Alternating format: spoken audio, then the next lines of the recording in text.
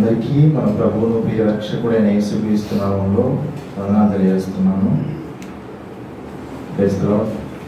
అందరూ బాగున్నారని విశ్వసిస్తున్నాను. ఎన్నో వాక్యాలు మనం వింటూ వస్తున్నాం. ప్రతి ఆదివారం, ప్రతి బుధవారం మనం ఎన్నో వాక్యం మనం వింటూ వస్తున్నాం. అట్లాగే ప్రతి దినము కూడా వాక్యం ధ్యానిస్తూ చక్కగా దేవుని యొక్క వాక్యాన్ని మనం వింటూ మనం ముందుకు వెళ్తూ ఉన్నాం.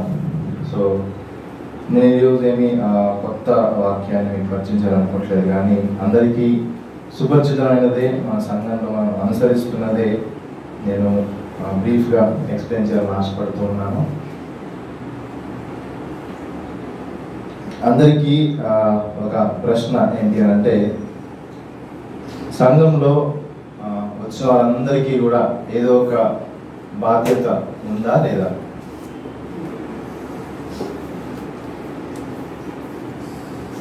మళ్ళీ క్వశ్చన్ అడుగుతున్నాను. సంఘంలోకి వస్తున్న నువ్వు, నేను ఎట్లాంటి బాధ్యతలు కలిగి ఉన్నాం? What are the responsibilities we're taking in the church?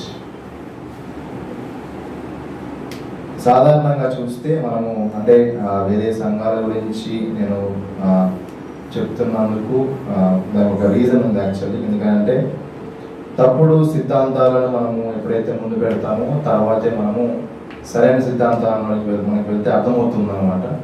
So ఒక రాంగ్ వేస్ ఏంటంటే, ప్రజెంట్ క్రిస్టియానిటీలో ప్రజెంట్ ట్రెండ్ ఏం నడుస్తుందని అంటే, చర్చ్కి రావడం, కూర్చోవడం, చక్కగా ఒక స్టేజ్ మీద బృందం అంతా చక్కగా పాటలు పాడుతూ ఉంటారు, ఒక ఆయన నడిపిస్తూ ఉంటాడు, ఆయన వాక్యం బోధిస్తూ ఉంటాడు. మనమందరం ఏం చేస్తామంటే వెళ్ళి కూర్చొని వాక్యం వినేసేసి అయిపోగానే కానికి వేసేసి బయటకు వచ్చేస్తాం.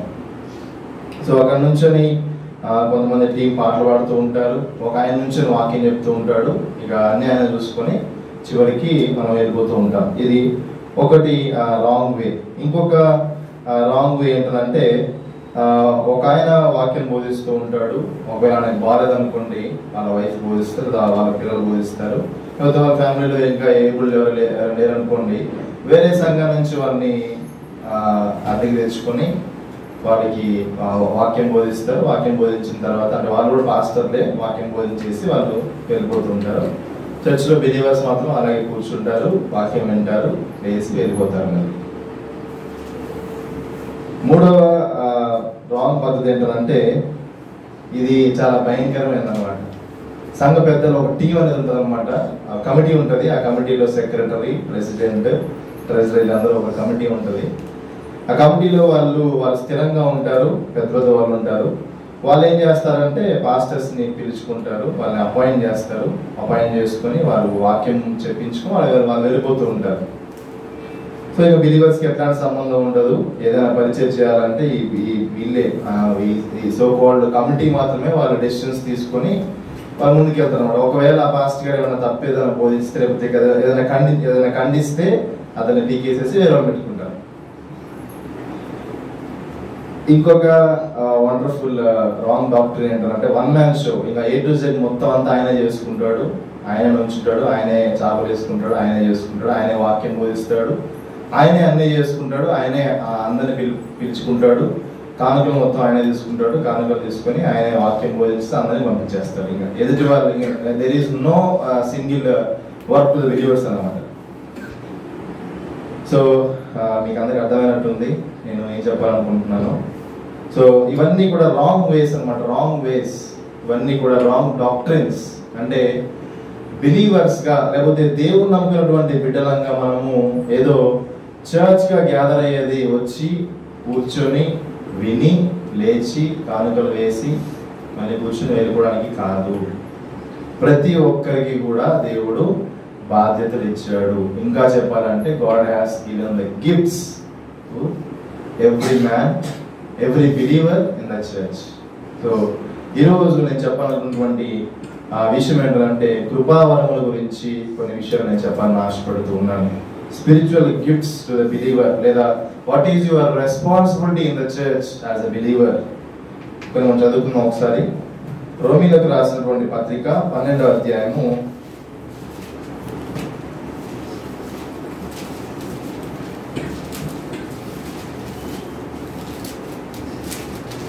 3వ వచనం నుంచి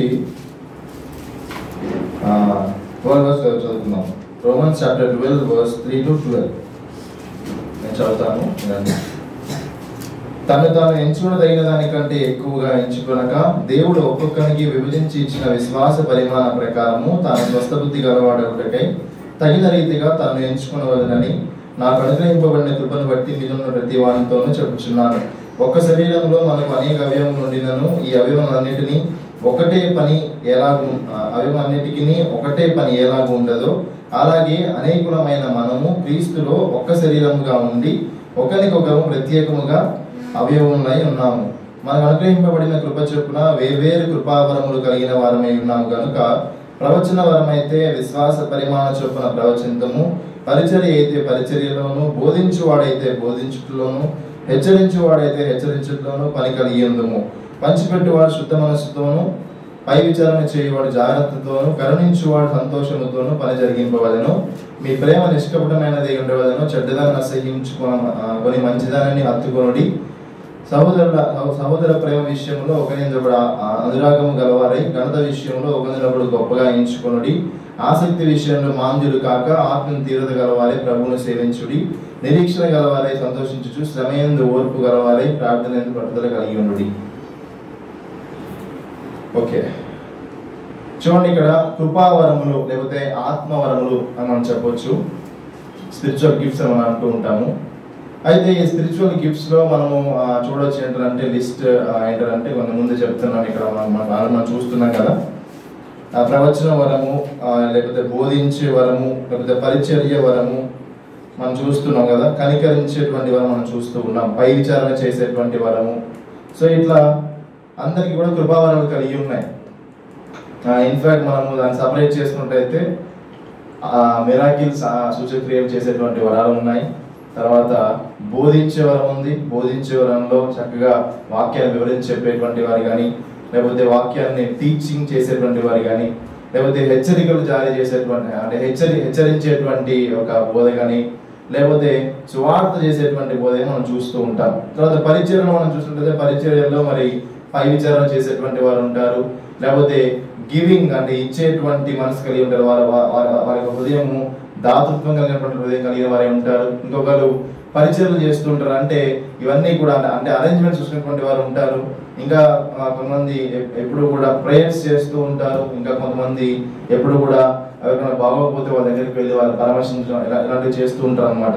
సో ఇవన్నీ కృపావరాలు, అంటే సూచక్రియలు, లేకపోతే బోధించే వరం, లేకపోతే పరిచర్య చేసేటువంటి వరం. ఈ వరాలన్నీ ఉంటూ ఉంటాయి అన్నమాట. సో ప్రతి ఒక్కరికి కూడా ఉంటూ ఉంటాయి. అయితే మనం కొంచెం ఆలోచన చేసినట్టయితే ఇవన్నీ కూడా ఎవరు ఇస్తారు? ఫస్ట్ పాయింట్ ఏంటంటే, మొదటి విషయం ఏంటంటే కృపావరములను అనుగ్రహించేటువంటి వారు ఎవరు? ఆత్మవరాలు ఎవరు ఇస్తారు అని అంటే మనకందరికీ తెలిసిన విషయమే. ఆత్మవరాలు ఎవరు ఇస్తారు? దేవుడే ఇస్తాడు కదా, దేవుడే ఇస్తాడు. అదేదో మనం సొంతంగా మనము కొనుక్కున్నటువంటి అపోహ ఏంటంటే, ఆలోచన ఏంటంటే కృపావరాలలో ఏమనుకుంటారంటే స్పిరిచువల్ టాలెంట్స్ అనుకుంటూ ఉంటారు. ఏదో మ్యూజికల్ ఇన్స్ట్రుమెంట్స్ వండర్ఫుల్ గా ప్లే చేయడము, లేకపోతే ఇంకా తబలా కానీ, లేకపోతే మ్యూజిక్ పాటలు పాడడం కూడా నేర్చుకుని చక్కగా ఒక ఇన్స్టిట్యూషన్కి వెళ్ళి అన్ని నేర్చుకుని పాడడం అనుకుంటూ ఉంటారు. ఓకే, అది కూడా దేవుడు కొంచెం జ్ఞానం ఇచ్చి వాళ్ళని బహుగా వాడుకుంటారు, నేను కాదని చెప్పట్లేదు. కానీ so those are not by our own, అంటే మన సొంతంగా మనము తెచ్చుకున్నవి కాదు, మన సొంతంగా మనం నేర్చుకున్నవి కాదు. ఈ కృపా వరం అనేది మనం ఏదో మనకి ఇంట్రెస్ట్ గా మనం ముందుకు వెళ్ళేది కాదు. ఇది కేవలము దేవుడు ఇచ్చింది, మనం జ్ఞాపకం చేసుకోవాలి. మనం ఆల్రెడీ ఈ వాక్యం మనం చదువుకుంటూ వెళ్తున్నాం. 3వ వాక్యం మనం చూసినట్లయితే తను తాను ఎంచుకున్న దానికంటే ఎక్కువగా ఎంచుకొనక దేవుడు ఒక్కొక్కరికి విభజించిన విశ్వాస పరిమాణం ప్రకారం చూస్తున్నాం. సో అట్లాగే మనం ఒకసారి కొరింథీయులకు రాసినటువంటి మొదటి పత్రిక ఒకసారి 1 Corinthians chapter 12 verse 11 చదువుతారా? అయినను వీటన్నిటినీ ఆ ఆత్మ ఒకటే తన చిత్తము చొప్పున ప్రతి వానికి ప్రత్యేకముగా పంచి ఇచ్చు కార్యసిద్ధి కలుగ చేయుచున్నాడు. Thank you sir. సో ఈ రోమీలకు రాసిన పత్రికలో మనం ఏం చూసాము? దేవుడే ప్రతి వానికి విభజించి మనం చూస్తూ ఉన్నాం. ఇక్కడ మనం ఏం చూస్తూ ఉన్నాము? అయినను వీటన్నిటినీ ఆ ఆత్మ ఒక్కడే తన చిత్తము చొప్పున ప్రతి వానికి ప్రత్యేకముగా పంచుచు కార్యసిద్ధి కలుగజేయుచున్నాడు.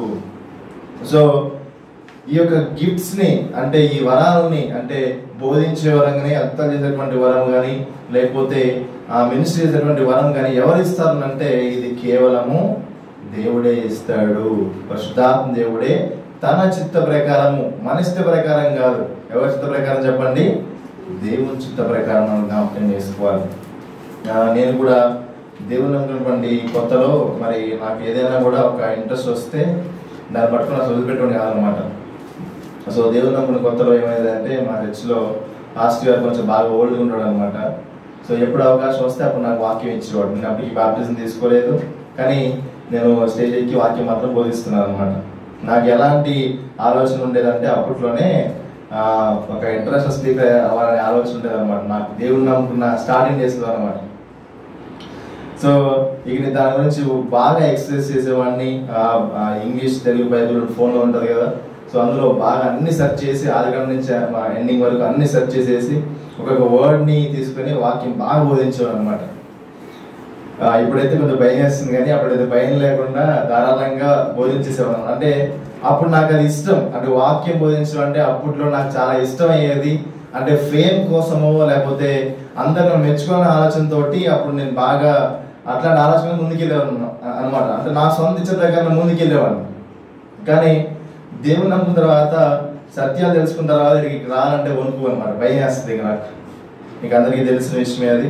సో అంటే ఈ యొక్క ఆత్మవరము లేకపోతే కృపావరము ఏంటంటే ఇది మన సొంతంగా మనము నేర్చుకొని ఆచరించేది కాదు, మనకి ఇష్టం వచ్చిన మనం చేసేది కాదు, కానీ ఇది కేవలము దేవుడే తన చిత్త ప్రకారం.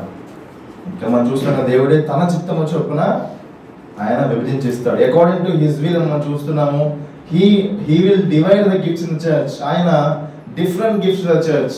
సో అందరికీ కూడా ఒకటే వరాన్ని ఇవ్వడు, లేకపోతే ఒకే వరాన్ని అందరికీ ఇవ్వడు. అంత మాత్రమే కాదు, అందరికీ కూడా ఒకే వరాన్ని ఇవ్వడు. ఇంకొక విషయం ఏంటంటే మనం చూస్తున్నాం ఇక్కడ, not one gift to all people, not all gifts to one man. So అన్ని వరాలు ఒకటికే ఇవ్వడు, లేదా అందరూ ఒకే వరాన్ని అనుసరించరు. చూడండి ఒకసారి మనం 14వ వాక్యం మనం చూసినట్లయితే, శరీరం ఒక్కటే అవయవముగా ఉండక అనేకమైన అవయవములుగా ఉన్నది. అంటే శరీరం అంతా కూడా ఒకటే అవయవంగా ఉంటుందా? మన బాడీలో మన పార్ట్స్ మనం చూసుకుంటాము, మనకి చేతులు ఉన్నాయి, కాళ్ళు ఉన్నాయి, కళ్ళు ఉన్నాయి, ముక్కు, ఇవన్నీ ఉన్నాయి కదా. సో డిఫరెంట్ పార్ట్స్ మనం చూస్తూ ఉన్నాం. సో బాడీ మొత్తం ఒకటే అవయవం అనుకుందా? అందుకే చాలా చమత్కారం మనం చూస్తాం. కింద చూడండి ఒకసారి,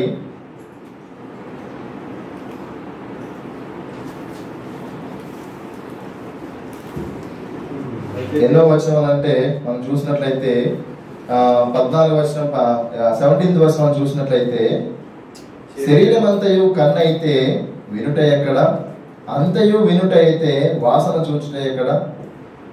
సో అంటే బాడీ మొత్తంలో ఒకటే అవయవం లేదు కాబట్టి, బాడీ మొత్తంలో డిఫరెంట్ అవయవాలు ఉన్నాయి కాబట్టి, సో దేవుడు కూడా డిఫరెంట్ అవయవాలకి, అంటే different parts of the church కి, different parts, different members of the church కి God will give different gifts అని అర్థం చేసుకోవాలన్నమాట. దేవుడే తన చిత్త ప్రకారం ఇస్తాను, మనం జ్ఞాపకం చేసుకోవాలని, అందరూ కూడా మనం జ్ఞాపకం చేసుకోవాలని ఆశపడుతున్నాడు.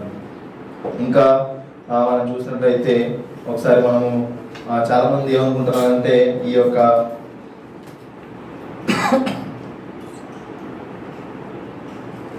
ఫిఫ్టీన్త్ వర్స్ చూడండి ఒకసారి, నేను చెయ్యి కాను గనుక శరీరంలోని దానను కానని పాదము చెప్పినంత మాత్రాన శరీరంలోనిది కాకపోలేదు.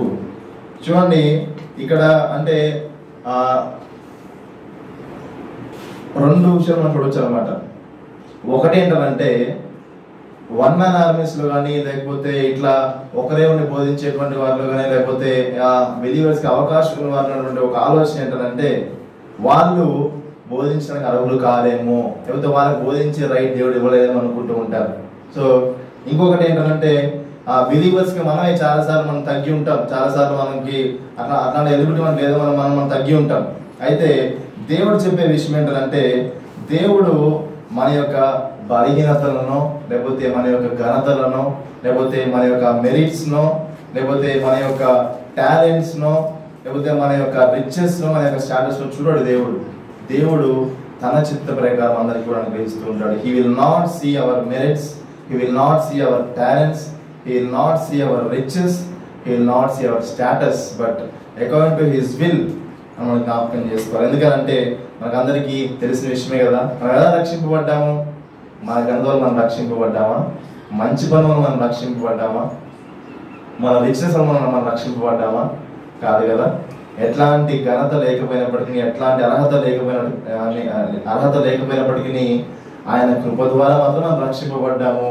అట్లాగే కృపావరము కూడా మన ఘనతను బట్టి, మన రక్షణ, మన యొక్క ఏమంటారు, మన యొక్క స్టాటస్ రిచెస్ మనం పొందుకోలేము, కానీ కేవలము ఆయన కృప ద్వారా మాత్రం మనం జ్ఞాపకం చేసుకోవాలి. కాబట్టి నేను శరీరంలో దాన్ని కానని చేయి చెప్పిన మాత్రం నా చేయి కాకుండా పోతుందా? ఇది నా చేయి ఇది నేను నీ చేయి కాదని చెప్పి చేయి దూరంగా ఉంటే నా చేయి కాకుండా పోతుందా? ఇది కాదు కదా. అట్లాగే చర్చ్లో ఉన్న నువ్వు నేను చర్చ్లో దాన్ని అన్నంత మాత్రాన అవ్వకుండా పోతావా అంటే కాదు కదా. Your also believer, your also a member of church, in fact your also member of Christ అని జ్ఞాపకం చేసుకోవాలి. క్రీస్తు శరీరంలో నువ్వు కూడా ఒక పాత్రను జ్ఞాపకం చేసుకోవాలి. అంత మాత్రమే కాదు, ఎదుటి వారిని నీకు అర్హత లేదు అని చెప్పి రైట్ కూడా లేదని మనం జ్ఞాపకం చేసుకోవాలి. ఎందుకనంటే మనమందరము కూడా క్రీస్తు రక్తంలో, ఒకే రక్తంలో కడగబడినటువంటి వారము, మనమందరము కూడా ఒకే విధంగా రక్షింపబడినటువంటి వారము, మనమందరము కూడా ఒకే మెరిట్ని మనం పొందుకున్న వారము. అంటే ఎట్లాంటి అర్హత మనం లేకపోయినప్పటికీ ఫ్రీగా ప్రభు యొక్క రక్తంలో అందరం కూడా రక్షింపబడ్డాము. కాబట్టి సో ఈ కృపావరాలని ఇచ్చేటువంటి వారు ఎవరు చెప్పండి? దేవుడే. సో ఎవరికి ఇస్తారు చెప్పండి? ప్రతి ఒక్కరికి ఇస్తారు చెప్తున్నాడు. ఎలా ఇస్తాడు? తన చిత్త ప్రకారము ఇస్తానని వాగ్దానం చేస్తూ ఉన్నాడు. ఒకరికి అన్ని ఇవ్వడు, లేకపోతే అందరూ ఒకే వరాన్ని ఎక్సర్సైజ్ చేయకూడదు. సో అది మనం చూస్తూ ఉన్నాం. అందుకే దేవుడు తన చిత్త ప్రకారము ప్రతి ఒక్కరికి, ప్రతి వానికి తన చిత్త ప్రకారము, మన చిత్త ప్రకారంగా తన చిత్త ప్రకారము ఈ విల్ మనం జ్ఞాపకం చేసుకోవాలి. ఇది మొదటి విషయం. ఇంకొక రెండో విషయం ఏంటంటే అసలు దేవుడు ఎందుకు కృపావరాలను ఇవ్వాలి? ఎందుకు దేవుడు మన ఖాళీగా వచ్చి కూర్చొని ఎందుకు వెళ్ళకూడదు?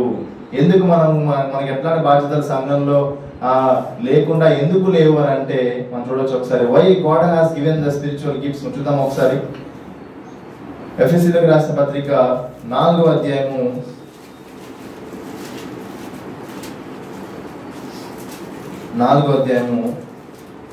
10-11 చదువుతారు కదా.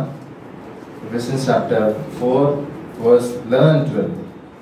మనమందరము విశ్వాస విషయములోను దేవుని కుమారుని గూర్చిన జ్ఞాన విషయములోను ఏకత్వం పొంది సంపూర్ణ పురుషుల మగు వరకు, అనగా క్రీస్తుకు కలిగిన సంపూర్ణతకు సమానమైన సంపూర్ణత కలవారు మగు వరకు ఆయన ఇలాగు నియమించాను.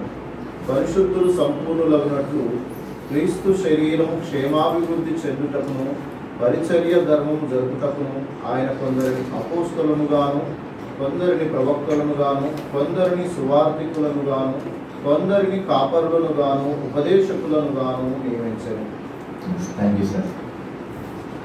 చూడండి, ప్రజెంట్ ఒక రాంగ్ డాక్టర్ ఏంటంటే చాలా మంది కూడా ఇక్కడికి వచ్చి బోధించేవారు కానీ, లేకపోతే పరిచర్యల్లో కనిపించేవారు కానీ ఏం చేస్తుంటారంటే they will do a performance.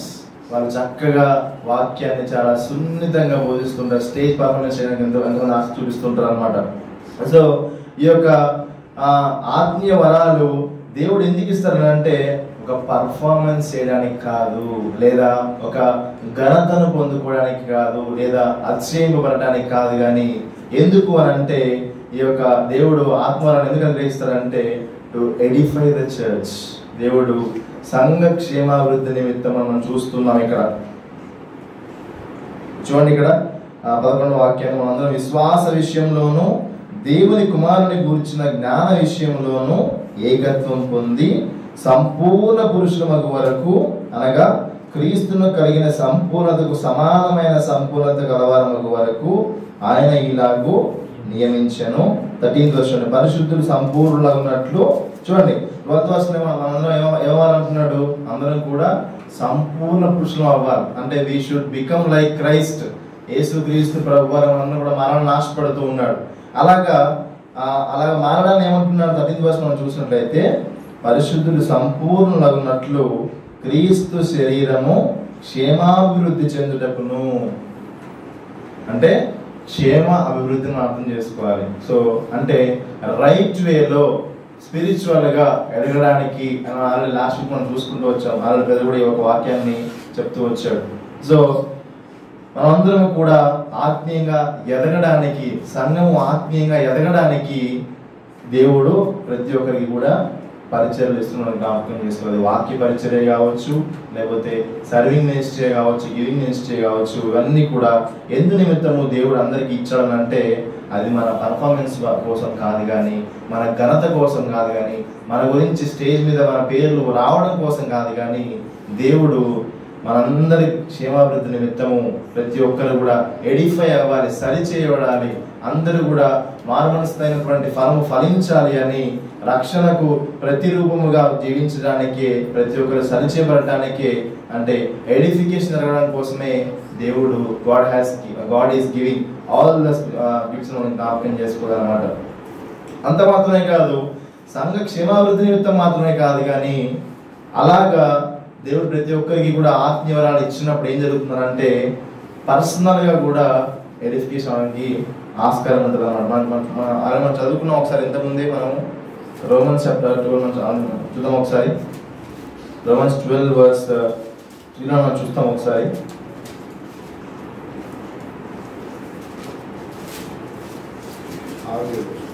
మనకు అనుగ్రహించబడిన కృప చొప్పున వేర్వేరు కృపాపరములు కలిగిన వారమై ఉన్నాము కనుక, ప్రవచన వరం అయితే విశ్వాస అది రోమన్స్ చాప్టర్ 12 వర్స్ 3 తను తాను ఎంచుకొన తగిన దానికంటే ఎక్కువగా ఎంచుకొనక, దేవుడు ఒక్కొక్కరికి విభజించి ఇచ్చిన విశ్వాస పరిమాణ ప్రకారం తాను స్వస్థ బుద్ధి గలవాడగుటకై తగిన రీతిగా తను ఎంచుకున్నవారు. చూడండి, ఇక్కడ ప్రతి ఒక్కరు కూడా దేవుడు వారికి ఇచ్చినటువంటి విశ్వాస పరిమాణ ప్రకారము, అంటే కొంతమంది ఇప్పుడు దేవుని నమ్ముకొని ఉండొచ్చు, కొంతమంది బిఫోర్ 5 years దేవుని నమ్ముకొని ఉండొచ్చు, కొంతమంది 10 years గా దేవుని నమ్ముకొని ఉండొచ్చు. సో ఎవరి లెవెల్ ఆఫ్ ఫెయిత్ కి వాళ్ళు తగ్గట్టుగా మరి దేవుడు వారికి ఇచ్చినటువంటి కృపావరాలని ఎందుకు అని అంటే మనం చూస్తున్నాం ఇక్కడ, తాను స్వస్థ బుద్ధి గలవాడగుటకై. సో అంటే మనం ఏమర్థం చేసుకోవచ్చు అంటే, సో రక్షింపబడిన మనందరి లైఫ్ ఎలా ఉంది? మన యొక్క లైఫ్ అన్కంట్రోలబుల్ లైఫ్ కదా. ఎవరు మనల్ని కంట్రోల్ చేయలేరు. మన లైఫ్ మనమే కంట్రోల్ చేయకుండా జీవిస్తున్నటువంటి వారమే ఉన్నాం ఒకప్పుడు మనం. అయితే మనము ఈ యొక్క ఆత్మ వరాలని ఎక్సర్సైజ్ చేయడం ద్వారా ఏం జరుగుతుందంటే మనము కూడా ఆత్మీయంగా ఎదుగుతాం. మనం కూడా దేవుని యొక్క స్వాధీనంలోకి. సో 2:4 అందుకే మనం వాక్యం ధ్యానించినప్పుడు ఏమంటాం చెప్పండి, వాక్యాన్ని కూడా ఏమంటాం మనము 2 మంచులుగా కట్టమని అంటూ ఉంటాం. So in the same way అంటే చర్చ్ ని కూడా ఎడిఫై చేస్తుంది, అట్ ది సేమ్ టైం మనం కూడా ఎడిఫై అవుతాం. మనం జ్ఞాపకం చేసుకోవాలన్నమాట. ఇది అంత మాత్రమే కాదు, మరి ఇంకొక విషయం ఏంటంటే ఎందుకు దేవుడు ఈ యొక్క ఆత్మలను అనుగ్రహిస్తారనంటే అల్టిమేట్ గా దేవుని పరిచయం అందరూ కూడా చేయాల్సిందే కదా. అందరూ కూడా దేవుని పరిచయం చేయాలి. అందరికి ఏమంటాడు ఒక బిరుదు ఏంటి చెప్పండి? మనందరూ కూడా ఏంటి? రక్షింపబడినటువంటి వారము అందరూ కూడా ఏంటిది? యాజ్ పర్ 1 Peter chapter 2:8 మనందరూ కూడా ఏంటంటే రాజులైన యాజక సమూహం అందరూ పిలువబడుతున్నాం కాబట్టి we're all kings, we're all priests, we're all prophets. So రాజులైన యాజక సమూహంగా దేవుడు అందరూ పిలుస్తూ ఉన్నాడు కాబట్టి మనందరం కూడా ఏం చేయాలి? దేవుని సేవ చేయాలి, దేవుని యొక్క పరిచర్య చేయాలి. దేవుని యొక్క పరిచర్య ఎలా చేస్తామని అంటే ఈ యొక్క ఆత్మవరాలను మనము ఎక్సర్సైజ్ చేయడం ద్వారా మనము దేవుని పరిచర్య చేయగలము. అలాగే దేవుని పరిచర్య చేయడం ద్వారా ఏం జరుగుతుందనంటే దేవునికి మహిమ కలుగుతుందని మనం జ్ఞాపకం చేసుకోవాలి. సో ఎందుకు దేవుడు ఈ యొక్క కృపావరం అందరికీ అనుగ్రహిస్తారంటే సంఘ క్షేమాభివృద్ధి నిమిత్తము, అంత మాత్రమే కాదు పర్సనల్గా ఎడిఫై అవ్వడం కోసము, అంతేకాకుండా దేవుని సేవ చేయడం కోసము, అల్టిమేట్గా దేవుని నామాన్ని మహిమపరచడం కోసం మనం చూస్తున్నాం. చూడండి ఒకసారి 1 Peter chapter 4 verse 10 and 11. పేతురు రాసిన మొదటి పత్రిక 4వ అధ్యాయము 10వ వాక్యాలను చదువుతా. దేవుని నానా విధమైన కృప విషయమై మంచి గృహ నిర్వాహకులై ఉండి ఒక్కొక్కడు కృపావరము పొందిన కొలది ఒకరికొకరు ఉపచారం చేయుడి. ఒకడు బోధించిన ఎడల దైవోక్తులను బోధించినట్లు బోధించవలెను. ఒకడు ఉపచారం చేసిన ఎడల దేవుడు అనుగ్రహించు సామర్థ్యం నొంది చేయవలెను. ఇందువలన దేవుడు అన్నిటిలోనూ యేసుక్రీస్తు ద్వారా మహిమపరచబడును. యుగ యుగములు మహిమయు ప్రభావమును ఆయన పొందుగాక. ఆమేన్. సో ఇక్కడ ఏం జరుగుతుంది? మన కృపావరం ధరించడం వల్ల ఏం జరుగుతుందంటే యేసుక్రీస్తు నామమున దేవుడు మన నిమిత్తము గ్లోరిఫై అవుతున్న మనం చూస్తూ ఉన్నాం. సో మనము ఈ యొక్క కృపావరాన్ని ఎందుకు మనం పాటించాలి, ఎందుకు మనము ఎక్సర్సైజ్ చేయాలంటే మన యొక్క పర్ఫార్మెన్స్ గురించే కాదు, కానీ కేవలము దేవుని కోసము, దేవుని బిడ్డల కోసము, మన కోసము జ్ఞాపకం చేసుకోవాలి. ఇది రెండో విషయం. మొదటి విషయం ఏంటంటే ఎవరిస్తారు చెప్పండి? దేవుడే తన ప్రకారం ఇస్తాడు. రెండో విషయం ఏంటి? ఎందుకు ఇస్తారు అంటే సంఘక్షేమాభివృద్ధి నిమిత్తము, పర్సనల్ ఎడ్యుకేషన్ నిమిత్తము, అంత మాత్రమే కాదు దేవుని మనం చూస్తూ ఉన్నాం. మూడో విషయం ఏంటంటే ఎవరెవరికి ఇస్తాడు? God will give to whom. Already ఇందాక మనం వాక్యం చదువుకున్నాము 12వ అధ్యాయంలోనే, మా 1 Corinthians 1లో 12లో ఆల్రెడీ మనం చూసుకుంటూ వచ్చాం కదా. ఏంటి? దేవుడు తన చిత్తం చొప్పున ప్రతి వారికి మనం చూస్తున్నాం, ప్రతి వారికి ఆయన ఇష్టం చూస్తూ ఉన్నాం. అయితే ప్రతి వాడు అంటే ఎవరు ఇక్కడ? ఒకసారి మనము అదే 12వ అధ్యాయంలో 1, 2, 3 వాక్యం చదువుకున్నాం. ఒకసారి 1 Corinthians chapter 12 verse 1, 2 మనం చదువుకున్నామా? మరియు సహోదరులారా, ఆత్మ సంబంధమైన వరములను గూర్చి మీకు తెలియకుండా నాకు ఇష్టము లేదు. మీరు అన్యజనులై ఉన్నప్పుడు మూగ విగ్రహములను ఆరాధించుటకు ఎటుపడినా అటు నడిపింపబడతారని మీకు తెలియను. ఇందుచేత దేవుని ఆత్మ వలన మాట్లాడు వాడెవడును యేసు శాపగ్రస్తుడని చెప్పడనియు, పరిశుద్ధాత్మ వలన తప్ప ఎవడను యేసు ప్రభువు అని చెప్పలేడని నేను మీకు తెలియజేస్తున్నాను. చూడండి, ఇక్కడ ప్రతి వానికి అని అంటే సింపుల్ గా చెప్పొచ్చు ఏంటంటే ఎవరైతే యేసుక్రీస్తు ప్రభువాన్ని అంగీకరిస్తారో వారందరికీ కూడా దేవుడు he will give the spiritual gifts. So అంటే రక్షింపబడిన ప్రతి వ్యక్తికి కూడా దేవుడు ఏమి ఇస్తాడు? తన యొక్క వరాలని అనుభవిస్తున్న జ్ఞాపకం చేసుకోవాలి. సో తన చిత్తం చొప్పున ఇస్తాడు. అయితే అందరికీ ఉన్నటువంటి ఒక ప్రశ్న ఏంటంటే దేవుడు నమ్ముకున్నాం కదా, ఇప్పుడే దేవుడు నమ్ముకున్నాం కదా, వెంటనే పరిచర్యలోకి దిగాలని అనుకుంటూ ఉంటారు. సో అది ఎన్నటికీ కాదు. కానీ ఎవరైతే నిజంగా ప్రభు దగ్గరికి వచ్చి మరి రక్షింపబడతారో, యేసు ప్రభువే నా దేవుడు, యేసు ప్రభువే నా కోసం ఈ లోకానికి వచ్చి మరణించాడు, యేసు ప్రభువే నా పాపాల నిమిత్తము నాకు రావాల్సిన శిక్ష తన మీద వేసుకున్నారు, అది విశ్వాసం ఉంచుతాడు. అప్పటి వరకు దేవుడు వెంటబడినప్పుడు స్వార్థ చెప్తాడు. ఎప్పుడైతే స్వార్థను అంగీకరిస్తారో మరి అప్పటిదాకా దేవుడు బయట ఉంటాడు, వెంటనే ఆయన మనకు వస్తాడు. అన్నప్పుడు తెలిసిన విషయమే. అదే మనం జస్ట్ మనం చదువుకున్నాం కదా, మీ దేహము పరిశుద్ధాత్మకు ఆలయమే ఉన్నది కదా. సో ఎప్పుడైతే మనం రక్షింపబడతామో, రక్షింపబడిన వెంటనే ఆయన మనలోనికి వస్తాడు, మనలో నివాసం చేస్తాడు. అయితే మనలో నివాసం చేస్తూ ఉంటాడు. మనం ఎలా ప్రార్థన చేయాలో, మన వాక్యాన్ని ఎలా విధించాలో నేర్పిస్తూ ఉంటాడు. అయితే మనం ఎప్పుడైతే దేవుని నమ్ముకుంటామో, మనం దేవుని అంగీకరిస్తామో, మనం ఫస్ట్ చేసే విధేయత ఏం చెప్పండి? ఏంటా విధేయత లేకపోతే ఒబీడియన్స్ ఏంటంటే బ్యాప్టిజం తీసుకోవడం కదా. బహిరంగంగా అందరికీ నేను దేవుని నమ్ముకున్నాను చెప్పడం. సో అక్కడితో విధేయత అనేది స్టార్ట్ అవుతుంది. స్లోగా దేవుని విశ్వాసం ఎదుగుతూ ఉంటారు, స్లోగా ప్రార్థన చేసుకుంటూ, స్లోగా వాక్యం ధ్యానిస్తూ వాక్యం ఎదుగుతూ ఉంటారు. చక్కగా అనేకమైన విషయాలు దేవుని విషయాలు తెలుసుకుంటూ ఉంటారు. చర్చ్ లో స్లోగా ఇన్వాల్వ్ అవుతూ ఉంటారు. ఎప్పుడైతే బ్రదర్స్, చర్చ్ లో ఉన్న లీడర్స్ ఎప్పుడైతే వాళ్ళని గ్రహిస్తారో, స్లోగా వాళ్ళ యొక్క సాక్ష్యాన్ని గ్రహించి ఏం చేస్తారు చెప్పండి, వాళ్ళకి ఆపర్చునిటీస్ ఇవ్వడం స్టార్ట్ చేస్తారు అనమాట. అంటే వెంటనే మనకి రక్షింపబడిన వెంటనే మనకి దేవుడు ఇచ్చినటువంటి ఆత్మీయవరం మనకు తెలియదు. సో అది మనము గ్రహించాలి, నేర్చుకోవాలి, తెలుసుకోవాలి. We should know what are the spiritual gifts given by the God. అది మనం ఎలా తెలుసుకుంటామనంటే అది మన వల్ల మాత్రం కాదు, కానీ church has to support, church has to give the responsibility మనం జ్ఞాపకం చేసుకోవాలి. సో ఎప్పుడైతే చర్చ్ రెస్పాన్సిబిలిటీస్ ఇస్తూ ఉన్నప్పుడు అంటే పరిచర్లు ఇస్తూ ఉన్నప్పుడు అన్నిటినీ అంటే ఒకేసారి డైరెక్ట్ గా ఇదే ఈ యొక్క గిఫ్ట్స్ మనకు తెలియదు, కానీ అన్నిట్లో మరి ఆపర్చునిటీస్ ఇస్తూ ఉన్నప్పుడు మరి డెఫినెట్లీ మరి మనమైతే కొన్నిట్లో ఖచ్చితంగా మనము ఎక్సెల్ అవుతూ ఉంటాం, లేకపోతే దేవుని యొక్క సహాయంతో మనం ముందుకు వెళ్తూ ఉంటాం, లేకపోతే మనం చేసిన పరిచర్ల ద్వారా మన ఫ్రూట్ మనం పొందుకుంటూ ఉంటాం, ఎదుటి వారు కూడా మంచి చేస్తున్న చెప్తూ ఉంటారు. సో ఇవన్నీ కూడా మనకి సర్టన్ డేస్ లో మనం ముందుకు వెళ్తూ ఉంటాం. ఇవన్నీ కూడా ఒక సూచనలు ఏంటంటే ఓకే దేవుడు మనకి ఇచ్చినటువంటి కృపావరం ఇదే అని మనకు అర్థమవుతుంది, మనకు జ్ఞాపకం చేసుకోవాలి. సో ఎప్పుడైతే మనకు అర్థమవుతూ ఉంటుందో మనం తెలుసుకుంటామో, తెలుసుకుని మనం ఏం చేయాలంటే మనము ఆ యొక్క కృపావరాన్ని మనము నమ్మకంగా చేయాలని ఆశపడుతూ ఉన్నాడు. సో ఇనిషియల్ డేస్ లో ఖచ్చితంగా భయం ఉంటుంది, ఇనిషియల్ డేస్ లో ఖచ్చితంగా వెనకడుగు వేస్తాము. మనకు అందరికీ తెలిసిన విషయమే కదా. మరి మోషే గారు కూడా దేవుడు కొన్ని బాధ్యతలు ట్రై చేస్తూ ఉంటాడు, తనకి ఎన్నో విషయాలు నేర్పిస్తూ ఉంటాడు. 40 years తనని విల్డర్నెస్ లో ఉంచుతాడు, 40 years తను ట్రైన్ లో ఉంటాడు. అయితే తను అంత నేర్చుకున్నప్పటికీ కూడా తను తగ్గించుకున్నప్పటికీ కూడా దేవుడు ఒక పని చెప్పగానే ఏమంటాడు చెప్పండి, నా వల్ల కాదు ప్రభు అంటూ ఉంటాడు. సో దేవుడు ఎంకరేజ్ చేస్తుంటాడు, తన యొక్క నమ్మకత్వాన్ని కనపరుస్తాడు, తనని ఎంకరేజ్ చేస్తూ ఉంటాడు, తనని వాక్యం ద్వారా బలపరుస్తూ ఉంటాడు. ఫైనల్ గా తనని అందరి ముందు 6 lakhs అందరి ముందు కూడా తను నిలబెట్టి లీడర్ అని దేవుడు చెప్పడం మనం చూస్తూ ఉంటాం అన్నమాట.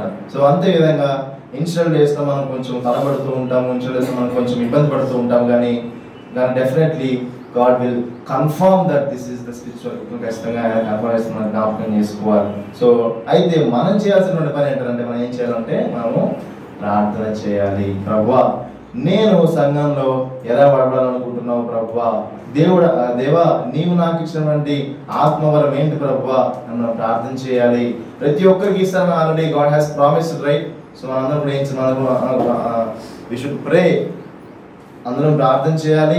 అంత మాత్రమే కాదు, సంఘము కూడా షుడ్ ప్రే అబౌట్ ఎవ్రీవన్ ఏం చేసి మనం జ్ఞాపకం చేసుకోవాలి. సో ఇది మూడో విషయం. ఎవరెవరికి దేవుడు వివరాలు ఇస్తారు చెప్పండి? ప్రతి ఒక్కరికి దేవుడు ఇస్తానని వాగ్దానం చేస్తున్నాడు. ఎవరైనా ఎగ్జామ్షన్ ఉన్నారా ఇక్కడ? ఎవరైతే రక్షింపబడలేదో వారికి ఎగ్జామ్షన్ ఉంది. ఎవరైతే రక్షింపబడతారో, యేసుక్రీస్తు విశ్వాసం ఉంచుతారో, ఎవరైతే వారి యొక్క రక్షణను డిక్లేర్ చేస్తారో ఎవ్రీవన్ వాళ్ళందరికీ కూడా దేవుడి ఇచ్చిన జ్ఞాపకం చేసుకోవాలన్నమాట.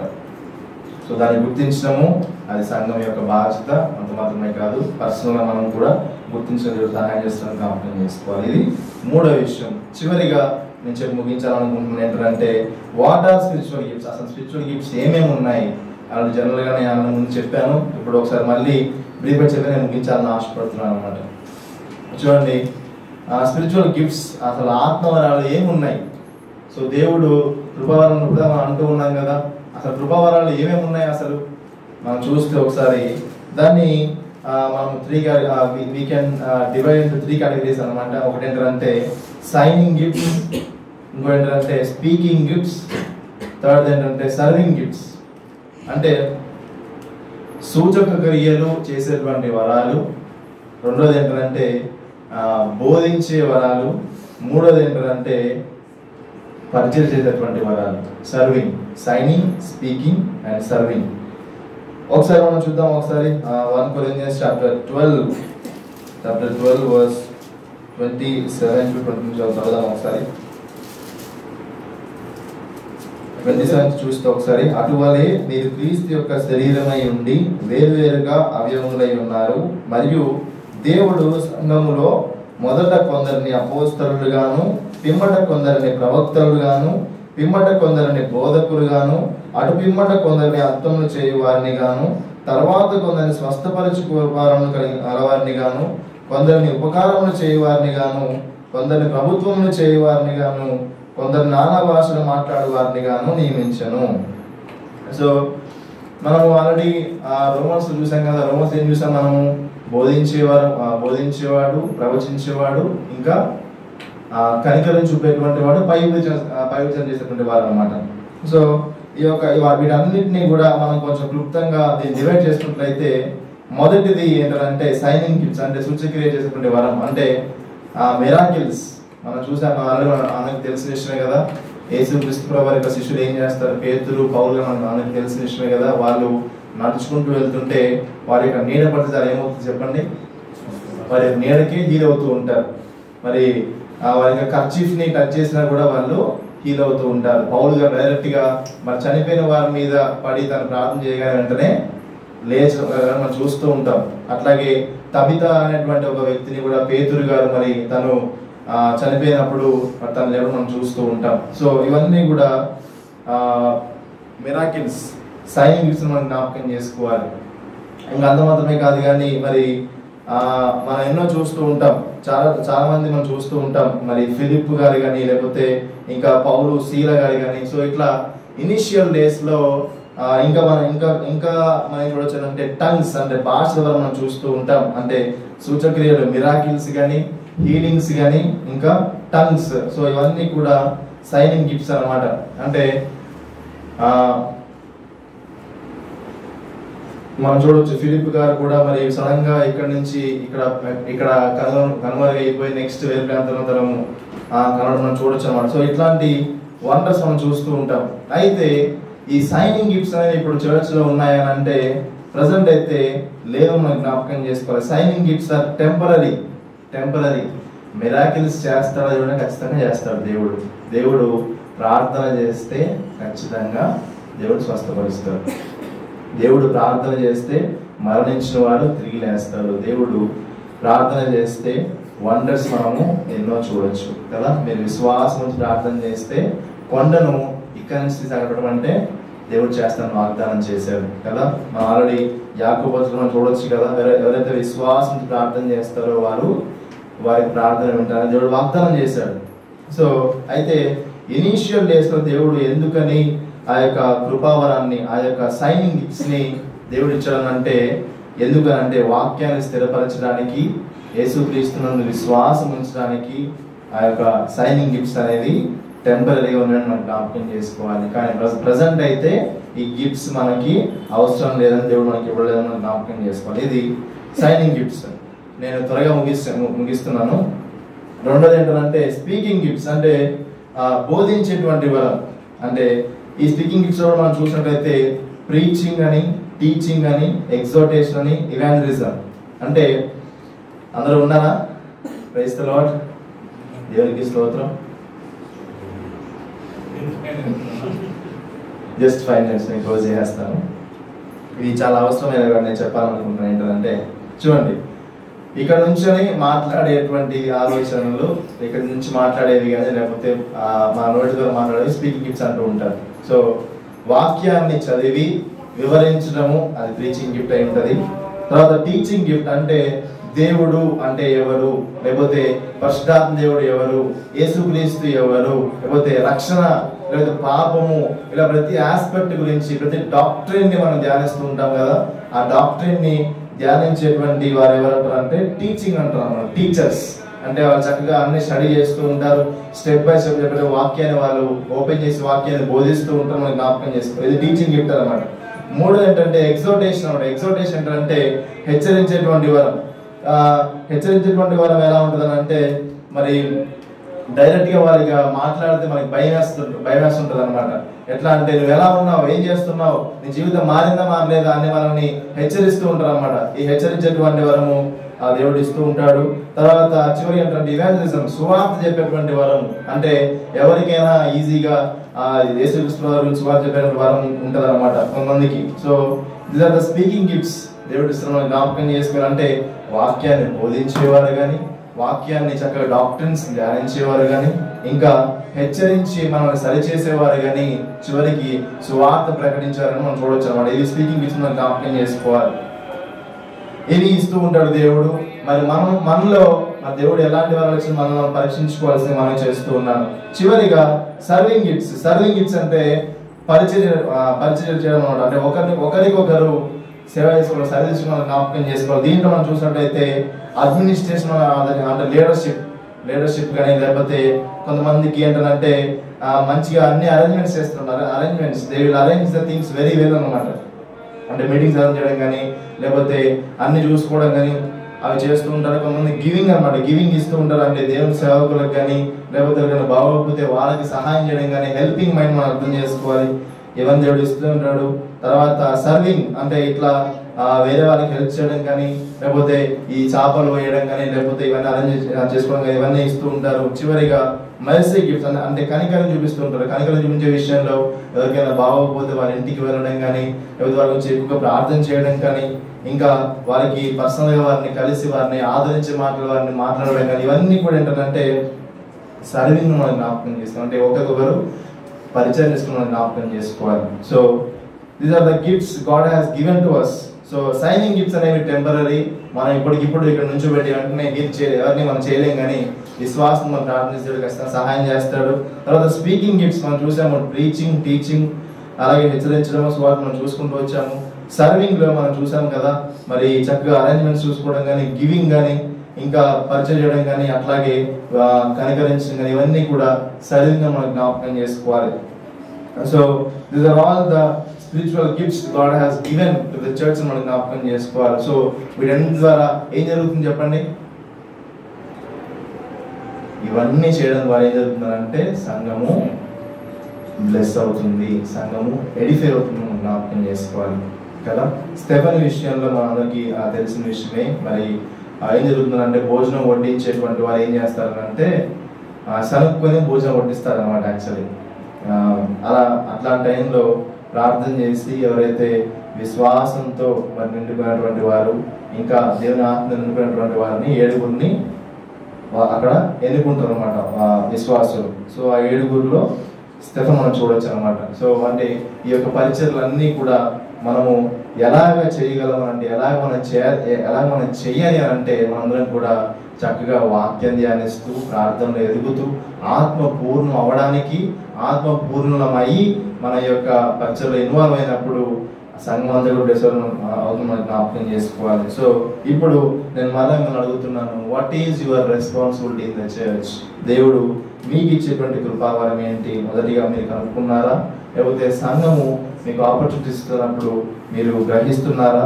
మీరు పరీక్షించుకోవాల్సి మనం చేస్తున్నాను. ఒకవేళ ఇంకా యేసుక్రీస్తు ప్రభువాన్ని అంగీకరించకపోతే దేవుని యందు విశ్వాసం ఉంచండి, అంగీకరించండి, బాప్టిజం తీసుకోండి. ఎవరైతే బాప్టిజం ఇంకా తీసుకోలేదు బాప్టిజం తీసుకోండి. మనం చేస్తున్నాడు బాప్టిజం తీసుకున్న వారు విధే చూపించాలని ఆశపడుతున్నాడు, ఆత్మీయ వరాలని ఎక్సర్సైజ్ చేయాలని ఆశపడుతున్నాడు. ఇలాగ ఆత్మీయ వరాలను ఎక్సర్సైజ్ చేయడం ద్వారా సంఘము అభివృద్ధి పడుతుంది. అల్టిమేట్ గా సంఘం యేసుక్రీస్తులాగా మారడానికి అవకాశం ఉంటుంది, యేసుక్రీస్తులాగా మారుతుంది. అట్ ది సేమ్ టైం అలా మారడం ద్వారా దేవుని నామము మహింపరచబడుతుంది. జ్ఞాపకం చేసుకోనండి. దేవుడు ఈ మాటను దీవించును గాక. ఆమేన్.